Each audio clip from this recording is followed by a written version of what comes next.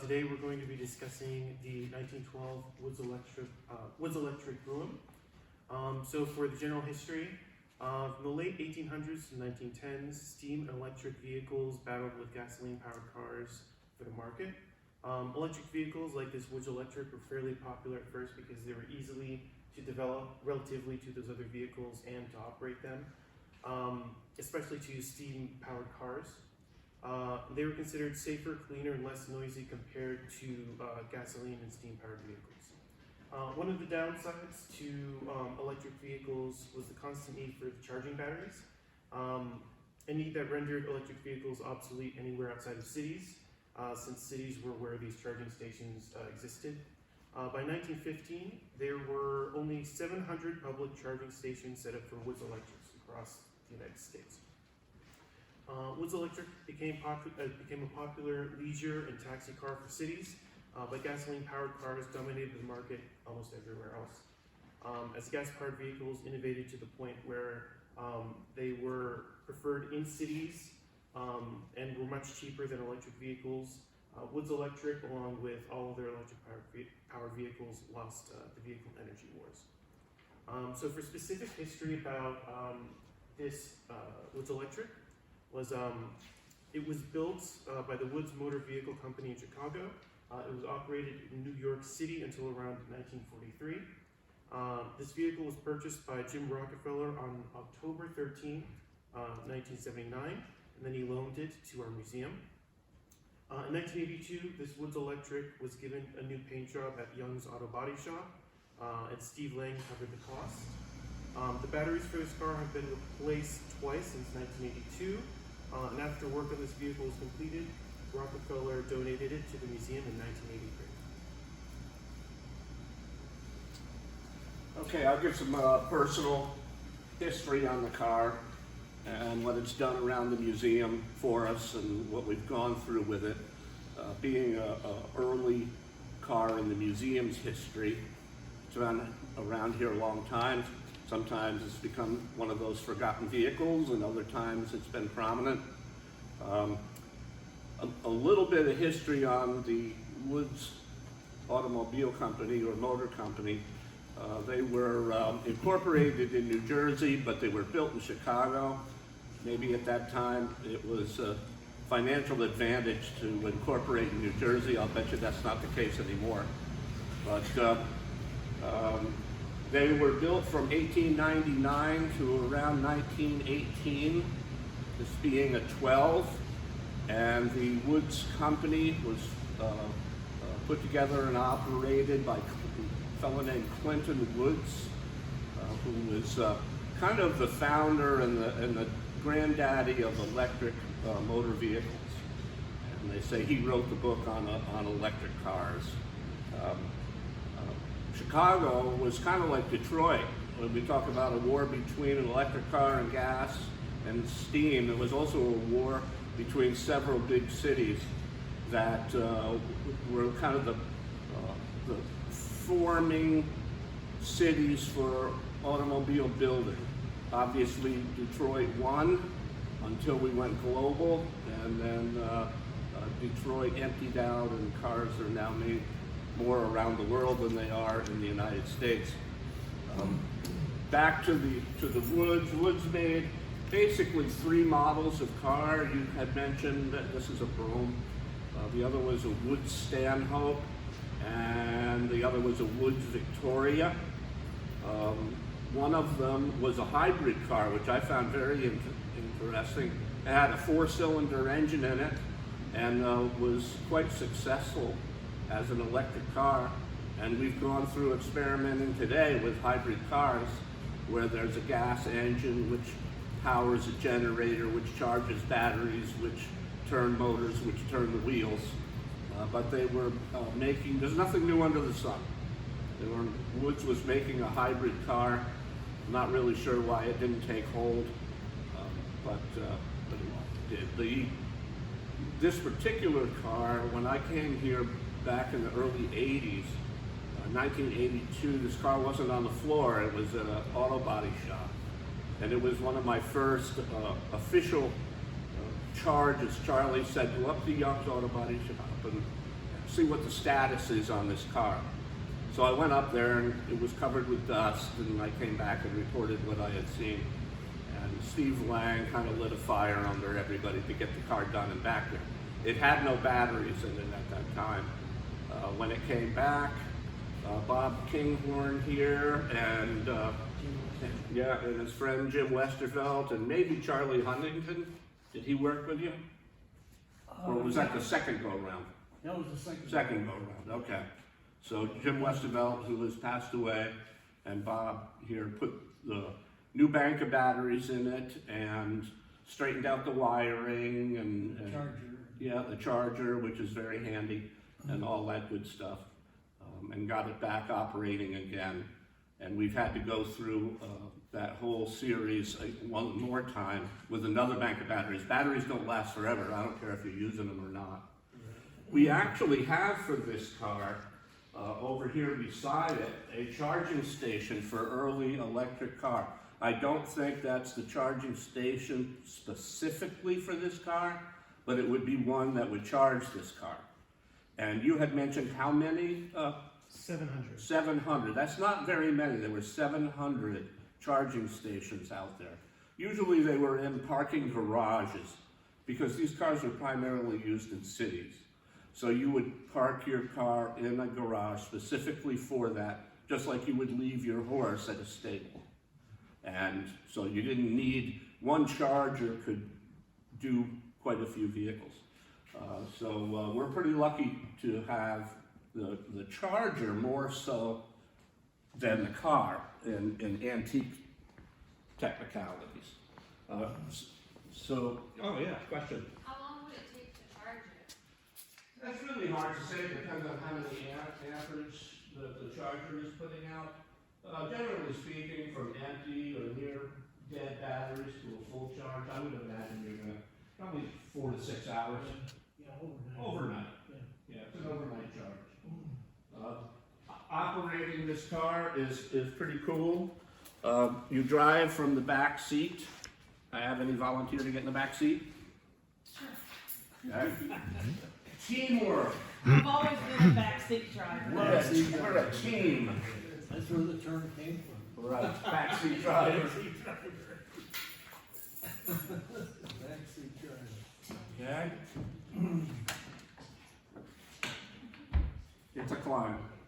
It's a And, oh yeah, you gotta put on the hat. Oh, yeah.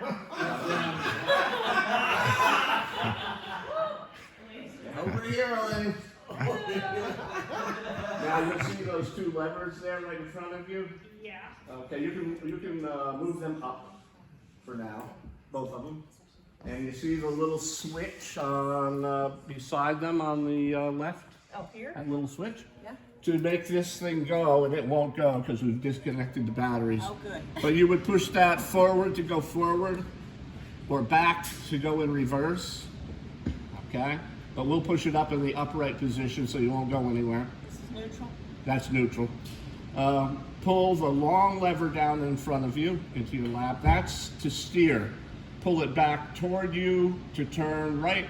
Push it forward to turn left. It won't do it on, the car's very heavy. You have to be rolling, okay? And the other lever, you bring that down, and that's your throttle, your gas pedal. You bring it all the way down. Okay, people were skinnier back then. Yes, they were. Okay, and push it, even push it down. Okay. Okay, and then as you move it forward, okay, that would be like the gas pedal. That's the throttle. Oh, okay. All right, the farther you push it forward, the faster you would go. Either in forward or reverse. You don't pull it back for reverse. You push it forward for reverse. The other little lever is what puts you actually in reverse, Okay. if you follow my drift. And then you have one pedal on the floor, and that's the brakes.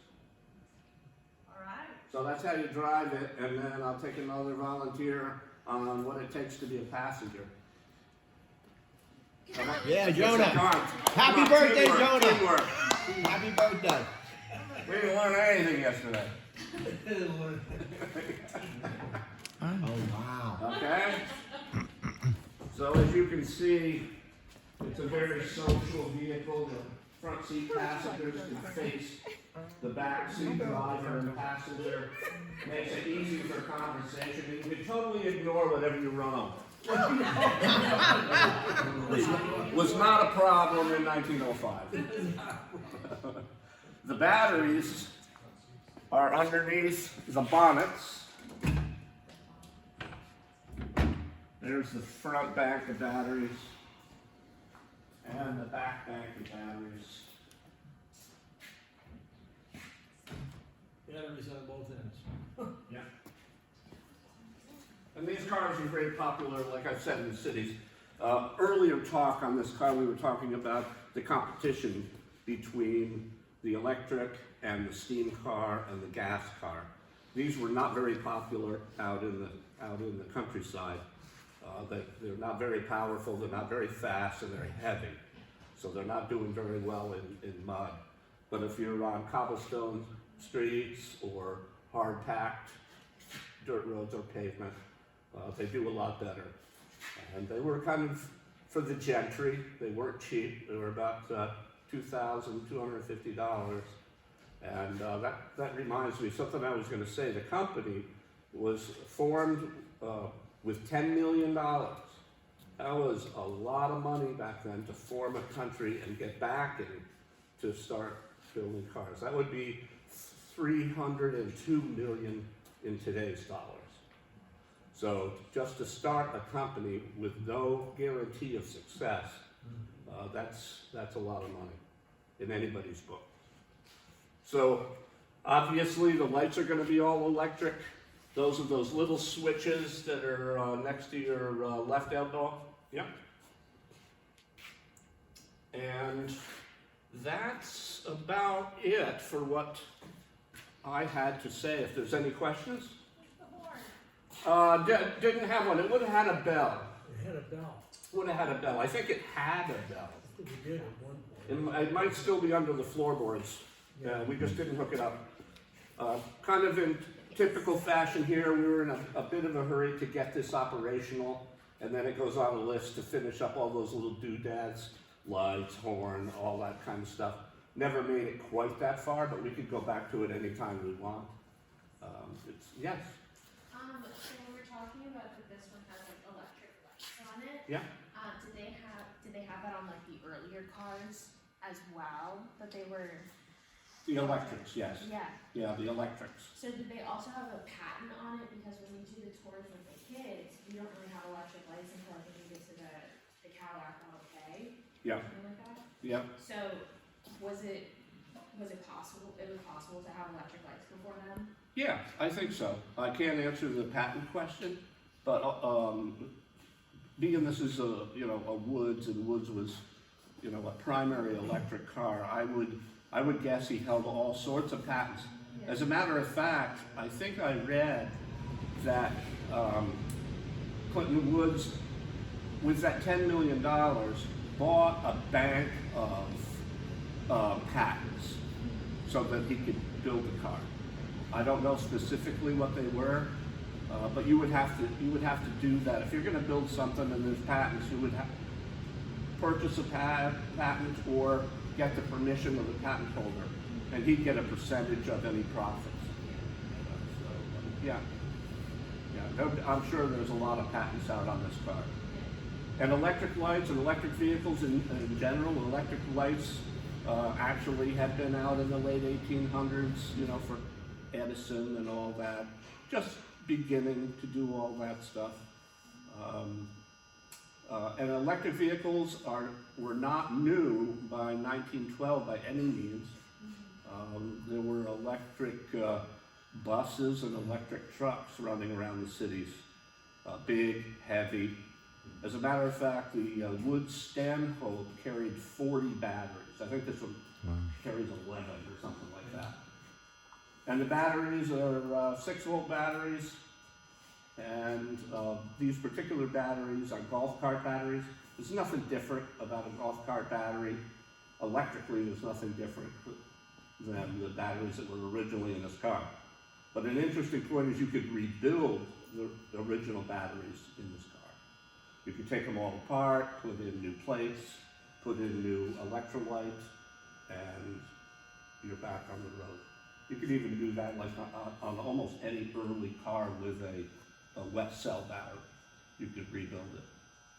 I think somewhere floating around here, I bought down at Hershey a battery that was a salesman's battery that has a diagonal cut through it where you can see the plates and all that. I gave it over to Rob. I hope it didn't vanish. It's a very interesting piece. We ought to find it and put it on display with this car. One of the things about this car, kind of further on your question is this is at a time in the tail end of when steam automobiles and electric automobiles actually outsold internal combustion automobiles. Right. For the context of late 19th and 20th century, steam and electric technology was understood and comprehended by the majority of society. A lot of people are still uneasy of what they call the explosion engine, which was the internal combustion engine.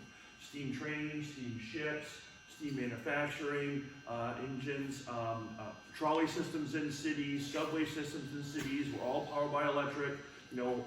Generating stations, dynamos to power. It was relatively understood.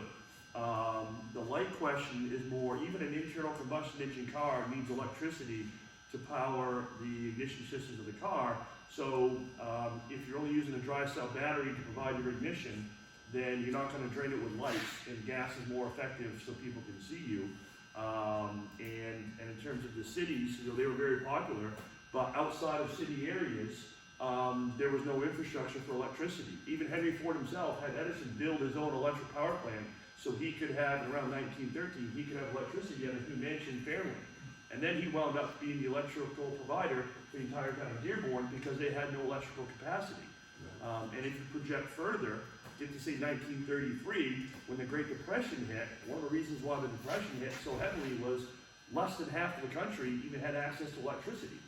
And if you review, one of Roosevelt's big ideas was the Rural Electrification Act. We can't get out of this depression unless we get at least the whole country provided electrical access so we can bring the modern world to the rest of the country, which is the exact same conversation we're having today, but today it's high-speed rural internet access. So the comparable situations are there, and so the car kind of had a limited capacity as to where you could go for the infrastructure, which is actually the exact same conversation we're having today. Is the infrastructure to support these vehicles should they really come in. So there's a lot of comparable things between what we're trying to figure out today to the lessons that were happening 120 years ago.